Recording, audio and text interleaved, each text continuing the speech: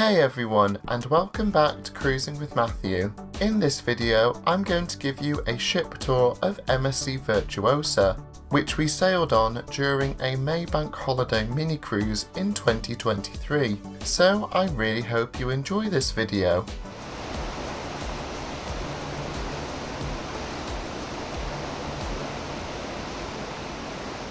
Now, MSC Virtuosa is a Meraviglia Plus class ship, weighing in at 181,000 gross tons, carrying 4,800 passengers and 1,700 crew across 16 passenger decks. I've always wanted to try MSC after hearing so much about them, so when we stumbled across this short cruise, we thought it would be the perfect chance to explore Virtuosa. So we were really looking forward to seeing what this was all like. Starting on deck 5 at the very front of the ship, we come across Le Grand Theatre, which spans both decks 5 and 6. The design of the theatre certainly stood out as it felt really modern, and we loved the lighting here as well. It is fairly small for the amount of people on board, so make sure you book your spots in advance so you don't miss out. They do often have multiple showings in an evening, so they utilise this space as much as possible. As we were only on board for such a short period of time, I don't think we got a full experience of what the showcast offers on a longer cruise. For instance, the first show we saw, called Songbook ABBA, was fairly average in terms of its singing, although we really enjoyed the dancing. In contrast, Italia was absolutely fantastic, showcasing a good range of famous Italian songs, including some incredible operatic numbers which really blew me away. So there's definitely some good shows to look forward to on board, I just don't think we got to see all of them. Moving midships, you come across the Infinity Atrium. I absolutely loved the infinity sculpture here, and the whole area really grabs your attention when you see it for the first time. The atrium itself runs through decks 5, 6 and 7 and features those iconic twin Swarovski crystal staircases that offer a plethora of photo opportunities. On deck 5 of the atrium itself, there's a variety of seating where you can sit back and take in the views of this impressive space or grab a drink from the nearby Infinity Bar. There's also a large performing space where you could listen to various singers, violinists and pianists throughout your cruise, which I thought was a nice touch. You'll also find flash mobs here, which MSC call flash moments, where the entire entertainments team bands together. These seemed lots of fun, but this area got uncomfortably busy for us, so we never stayed here all that long. Nearby, you'll find the Infinity Reception for guest services. This is the place to go if you have any ship-based queries about MSC Virtuosa. There's also MSC Excursions, which is the place to go if you want to purchase any tours organised by MSC themselves. Next door, there's Future Cruise, where you can book your next MSC cruise on board, and you may get a few extra benefits such as extra onboard spend, a low deposit, and things like that. Moving further aft, we encounter the first of 5 main dining rooms on board Virtuosa, Blue Danube.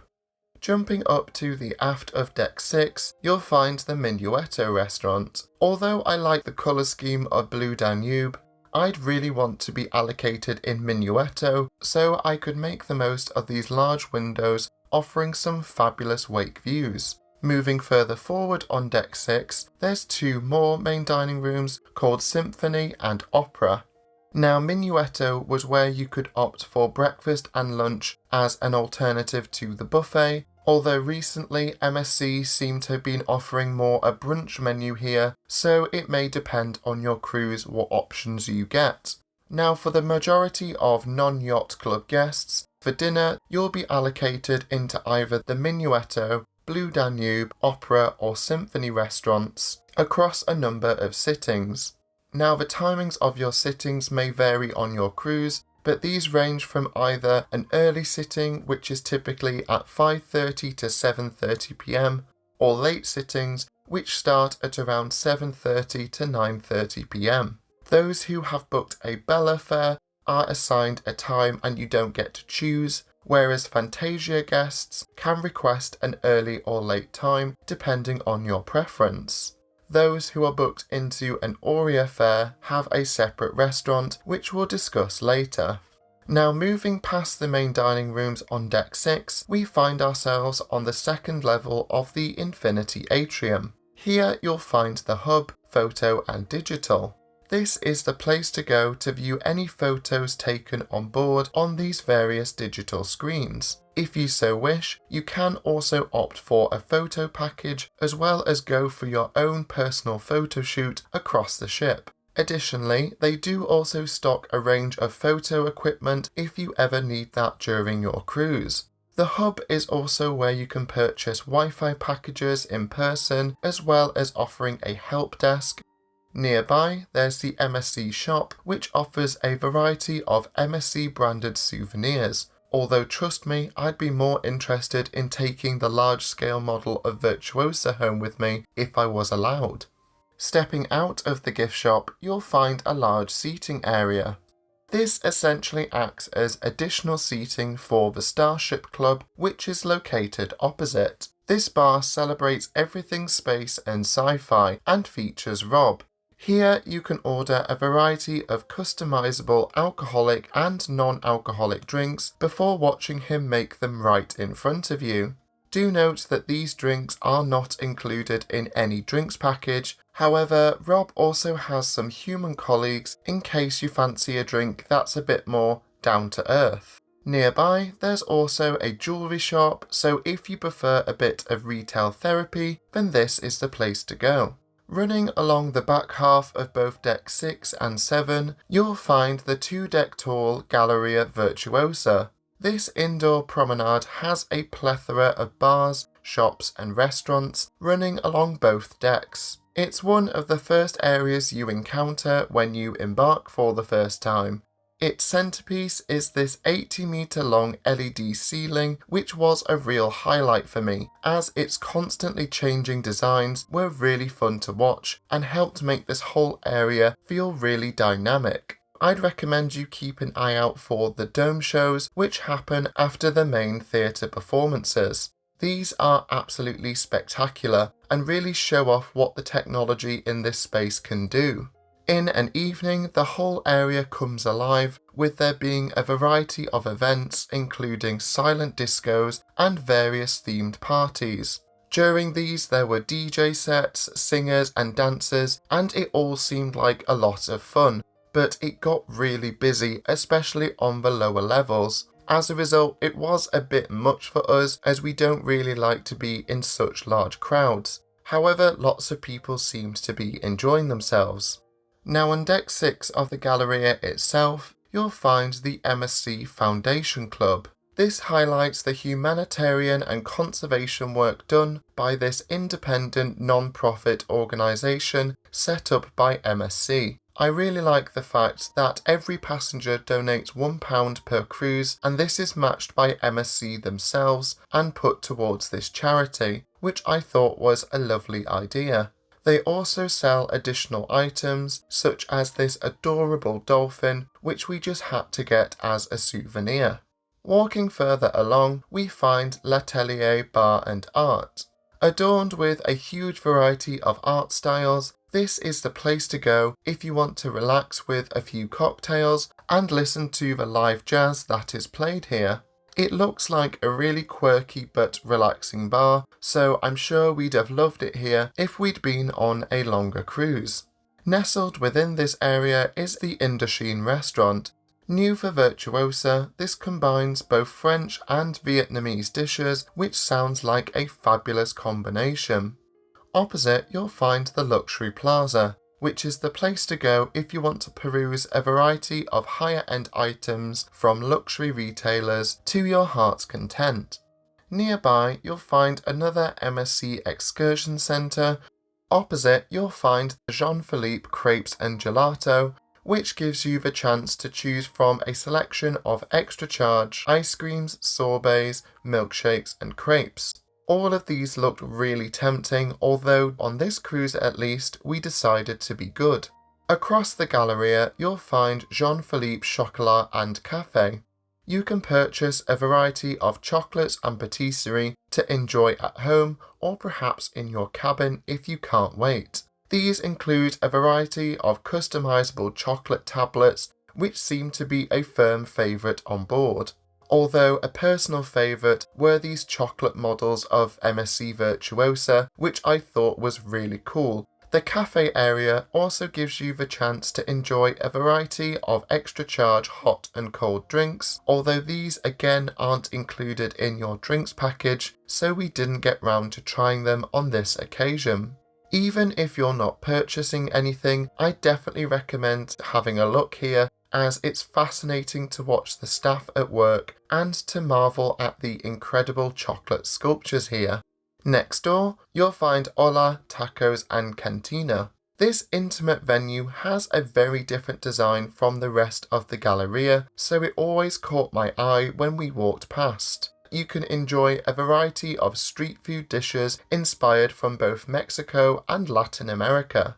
It's definitely an option I'd go for on a longer cruise, as it looks really fun and I've heard lots of good things about it.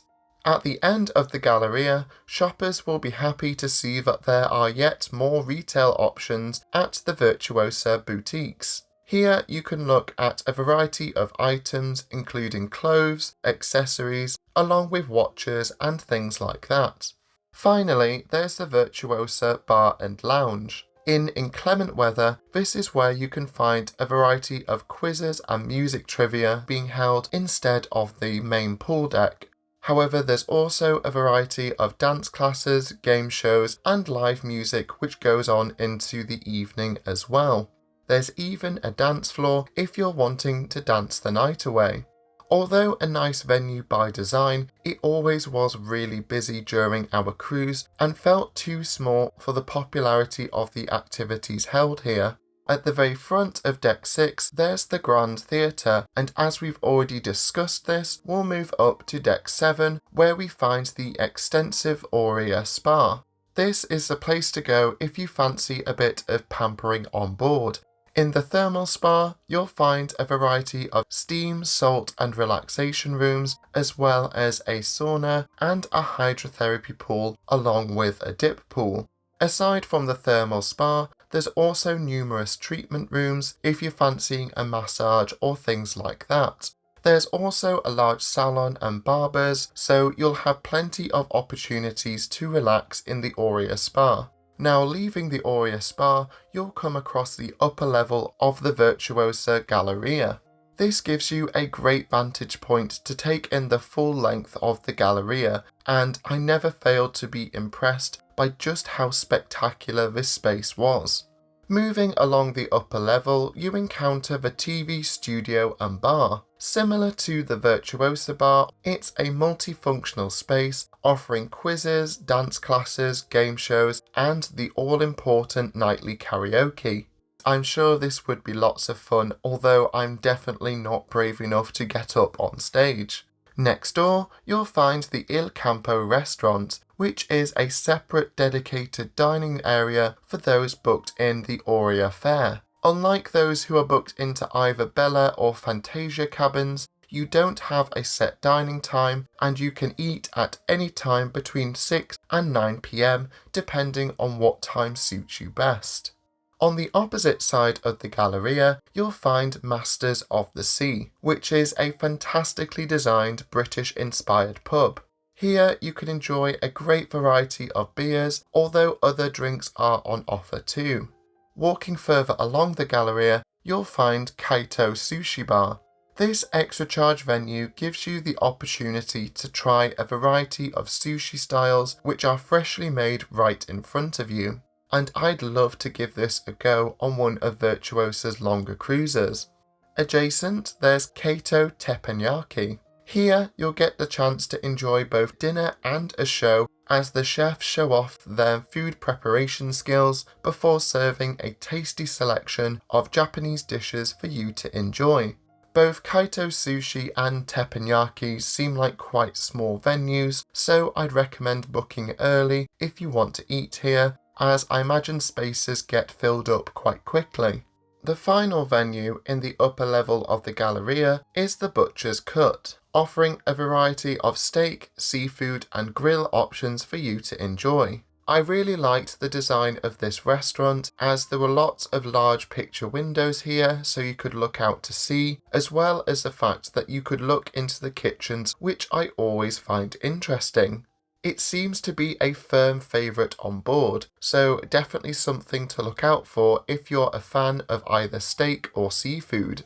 Moving further aft to the upper level of the Infinity Atrium, we find ourselves in the Champagne Bar. Unsurprisingly, this venue offers a variety of champagne and even includes accompaniments like oysters and caviar. So if you're wanting a sophisticated evening, then this is definitely a place to go. I especially enjoyed these large floor-to-ceiling windows as it meant you could take in the sea or port views whilst having a few drinks. From this vantage point, you also get some great views of the Infinity Atrium as a whole, as well as those sparkly Swarovski staircases. Moving further aft, we pass through the extensive Red Gem Casino. I just want to point out this funky walkway that leads to the casino as it looked really cool, although it was a little trippy. The casino itself is massive and offers a variety of slot machines and tables, so I'm sure that anyone who is a fan of gambling is going to have plenty of places to try their luck on board. There's also a large bar situated here, so you'll never be too far away from your favourite drink.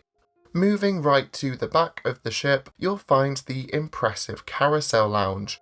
This offers some incredible views out the back of the ship, thanks to these huge floor-to-ceiling windows. In the evenings, this area really comes into its own as it offers 2 extra charge shows as part of MSC's Carousel Productions at Sea. Onboard Virtuosa, you can watch Atrium, which is centred around an extravagant operatic rock-themed chessboard, as well as Archimea, where you follow the journey of a brilliant scientist who is attempting to reach the mystical kingdom of Archimea. They are true spectacles to watch, utilising incredible aerial, acrobatic and dance skills to put on 2 truly unique shows. You'll see contortionists, people running on walls, and there'll be so much going on that you won't know where to look.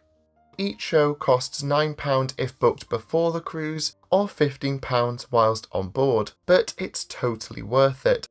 My only issue with the Carousel Lounge is the fact that during the day it feels a little wasted, as on our 3-night cruise, it was only used for 1 quiz, which seems a shame as it offers an incredible view.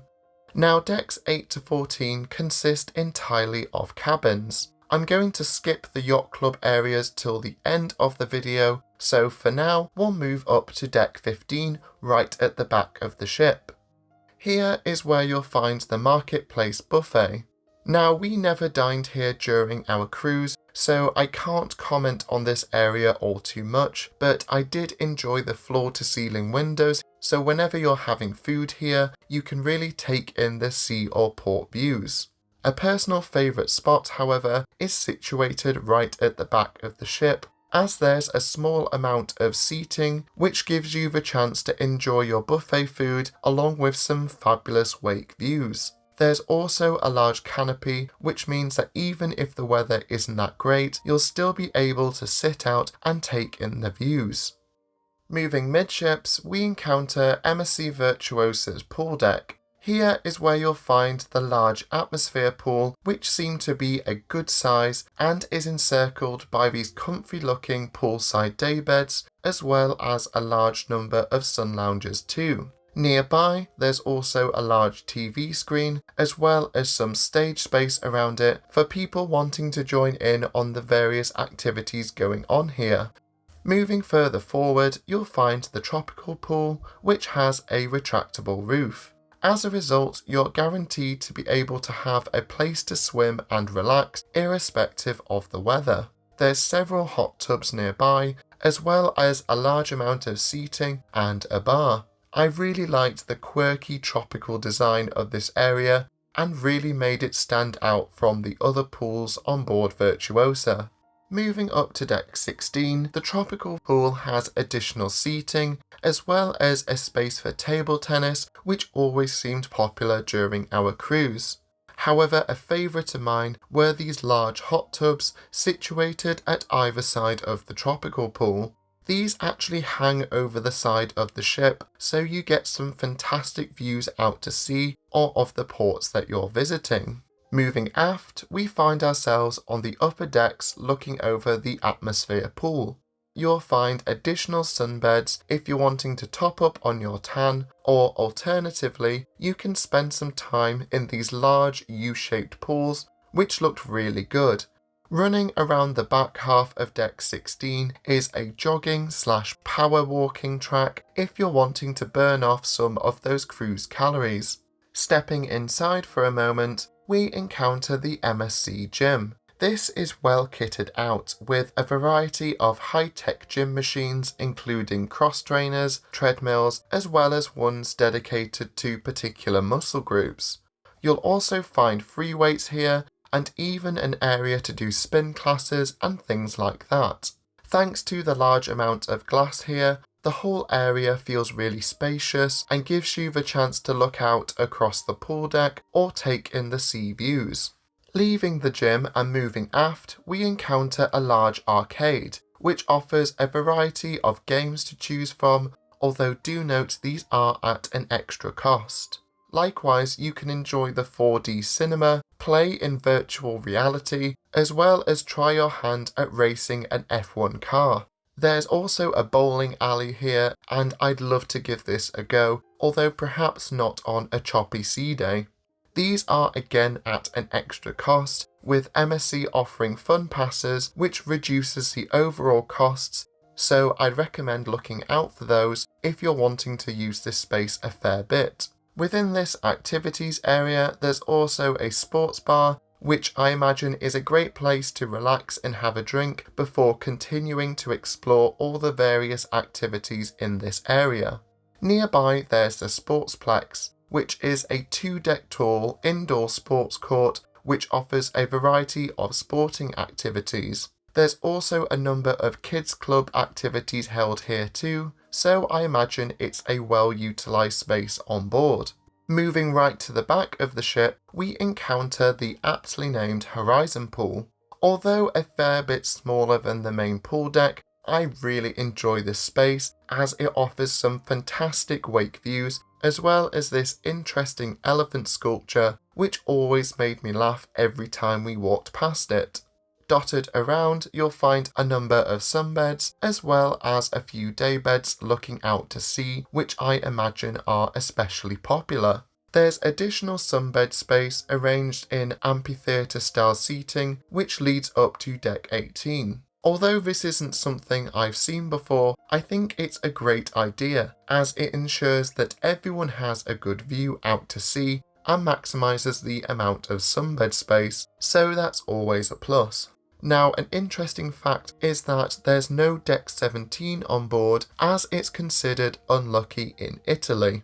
The more you know. On deck 18 itself, you'll find the Horizon bar. This serves the pool deck area as well as offering a large amount of seating on this deck as well. Stepping inside of deck 18, the majority of this area is dedicated to Virtuosa's kids clubs, but as there were children on board, I didn't record here.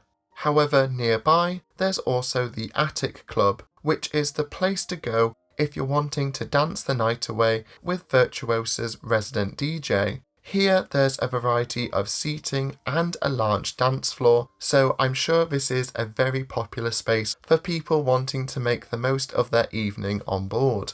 Moving further forward, we encounter the Sky Lounge. This is one of my favourite bars on board Virtuosa, as the large windows offer a 270-degree vantage point, looking out across the pool deck as well as offering some sea views. Here you'll find a variety of comfy seats to sit back and relax in with a drink from the nearby bar. I also imagine it's a great place to enjoy some pre or post dinner cocktails, especially as there's often live music playing in an evening. However, on our mini cruise, it was extremely busy, so we didn't get to spend as much time here as we would have liked. Tucked away into one corner is Virtuosa's cigar lounge. Like the Sky Bar, it offers some great views out to sea as you relax on these comfy looking sofas. Moving up to deck 19, right at the back of the ship, you encounter the Savannah Water Park. This features 4 large water slides, although we sadly never got round to trying these on board Virtuosa. For those wanting something a little less exhilarating, there's a splash pool and kids play area, so everyone gets a chance to cool off if they want. Nearby, there's the Himalayan Bridge, which both Yayan and I braved whilst Virtuosa was docked in Rotterdam. Believe me, it's way higher up than it looks, and I immediately regretted my life choices once I was about halfway through.